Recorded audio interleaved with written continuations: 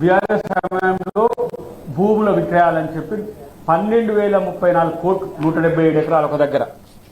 ఇక మీరు చూడండి, పచ్చదనం మాయం ప్రాజెక్టుల కింద. సరే పేపర్ లేని వాటిని చెప్పేదానికంటే కూడా ప్రాజెక్టుల కింద పచ్చదనం మాయం.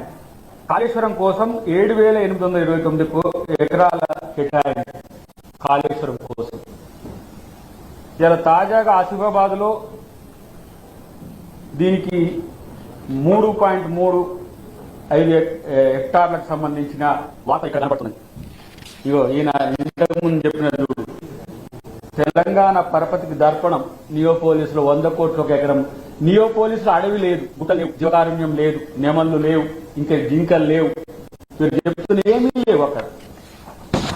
వాళ్ళు అమ్మితే పరపతి అట, పరపతి. ఇలా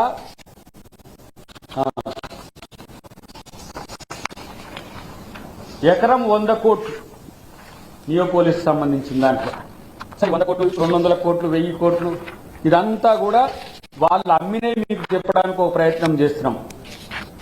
ఇగో ఎకరం 100 కోట్లు. ఎక్కడెక్కడ ఎంతెంత అమ్మిండో కూడా వివరాలు ఇక్కడ. వాటిని మీ అందరికి కూడా తర్వాత ఈ వివరాలు కూడా అందియమంటే ఇస్తా, కానీ ఆ వివరాలకు సంబంధించిన కాకపోతే చాలా సమయం పడుతుంది. ఫర్ సేల్ స్కీమ్ల కోసం ఆస్తుల అమ్మకం, స్కీమ్ల కోసం ఆస్తుల అమ్మకం. ఏది ఆయన ఇచ్చిన ఉచిత పథకాలకు సంబంధించిన స్కీమ్ల కోసం ఫర్ సేల్. సర్కారు ఆస్తులు ఫర్ సేల్.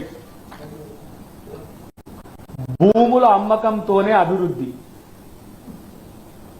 కేసీఆర్